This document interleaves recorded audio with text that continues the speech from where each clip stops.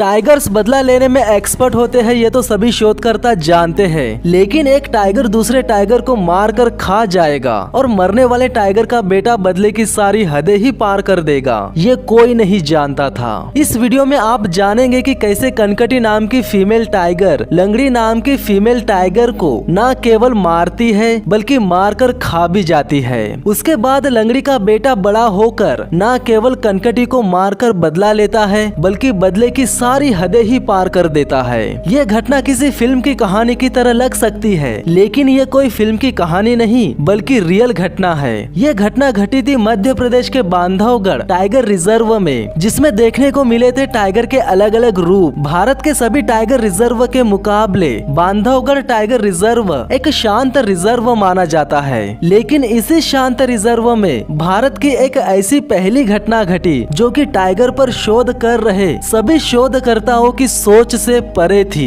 Tiger के बारे में जितने भी लोग जानते हैं उन लोगों के लिए इस घटना ने एक ऐसा संदेश छोड़ा है जो ये कहता है कि आप टाइगर के बारे में और उनके बिहेवियर के बारे में बहुत कम जानते हैं। दिसंबर 2010 बांधवगढ़ में चक्रधारा इलाके पर लंगड़ी नाम की फीमेल टाइगर का राज था। ये फीमेल टाइगर थोड़ा लंगड़ा कर चलती थी, इसीलिए इस टाइगर का नाम लंगड़ी रखा गया था। इस टाइगर के 2 बच्चे भी थे और कमाल की बात ये है कि ये टाइगर लंगड़ी होने के बावजूद भी इसे शिकार करने में ज्यादा परेशानी नहीं होती थी। ये टाइगर अपने 2 बच्चों के साथ इस इलाके में आराम की जिंदगी बिता रही थी। उसी दौरान बांधवगढ़ आने वाला हर टूरिस्ट स्पेशली लंगड़ी और उसके बच्चों को देखने के लिए आता था। फिर एक दिन अचानक लंगड़ी की जिंदगी में एक तूफान आया और उस तूफान का नाम था कनकटी। कनकटी नाम की दूसरी फीमेल टाइगर चक्रधारा इलाके में कदम रख चुकी थी, जो कि लंगड़ी टाइगर का इलाका था। कनकटी चक्रधारा इलाके को लंगड़ी से छीन लेना चाहती थी क्योंकि इस इलाके में शिकार की कोई कमी नहीं थी। चक्रधारा इलाका बांधवगढ़ के सभी इलाकों में से बेस्ट इलाका था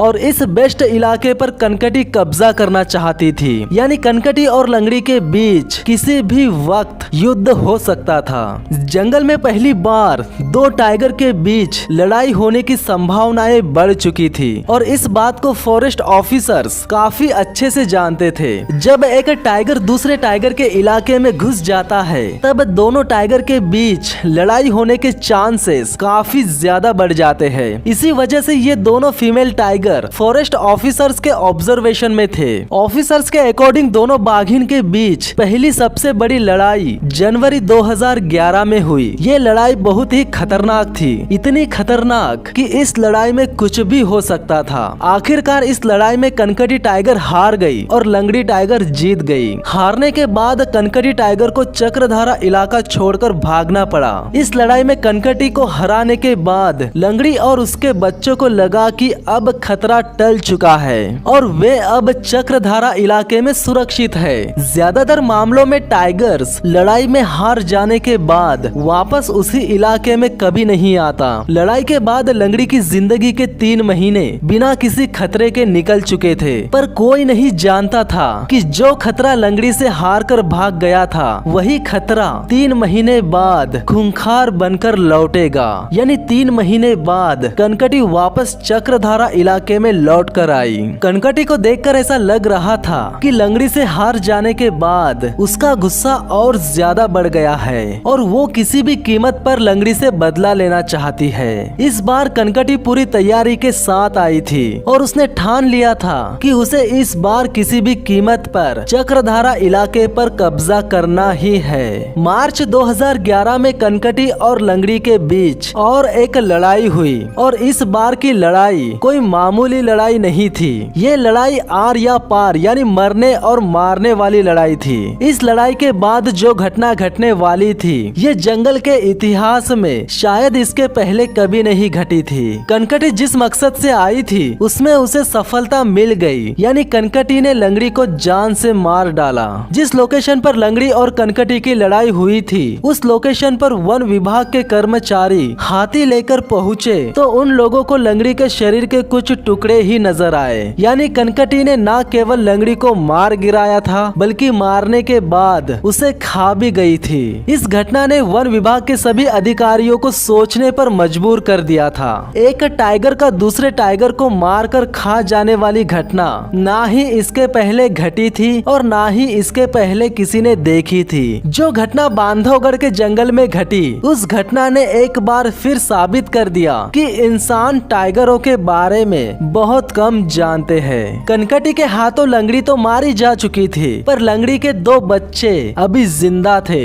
इन 2 बच्चों ने न केवल लड़ाई की शुरुआत देखी, बल्कि लड़ाई का अंत भी अपनी आंखों से देखा। लेकिन कनकटी के हाथों अपनी माँ को मरते देख दोनों बच्चों के दिलों में कनकटी का डर बैठ गया। इससे पहले कि कनकटी उन दोनों बच्चों को मार दे, ये दोनों बच्चे चक्रधारा इलाके को छोड़कर बांधवगढ़ के खितौली इलाके में भाग गए। टाइगर के बड़े बच्चे एक एडल्ट टाइगर का सामना नहीं कर सकते, यानी लंगड़ी के दोनों बच्चे कनकटी से लड़ने में सक्षम नहीं थे। इसी वजह से वे चक्रधारा इलाके से दूर खितौली इलाके में ही रहने लगे। हालांकि जंगल के कर्मचारियों की नजर उन दोनों बच्चों पर थी और कनकटी पर भी उन लोगों की नजर थी। कुछ दिनों बाद कनकटी ताला रेंज में भी कई बार देखी गई। लंगड़ी से लड़ाई के दौरान कनकटी की एक आंख डैमेज हो चुकी थी। इसके बावजूद भी वो चक्रधारा इलाके पर राज करने लगी। लंगड़ी को मारने के बाद कनकटी का गुस्सा शांत हो चुका था और उसने ताला रेंज के बबीरा टाइगर से अपना परिवार भी बसा लिया।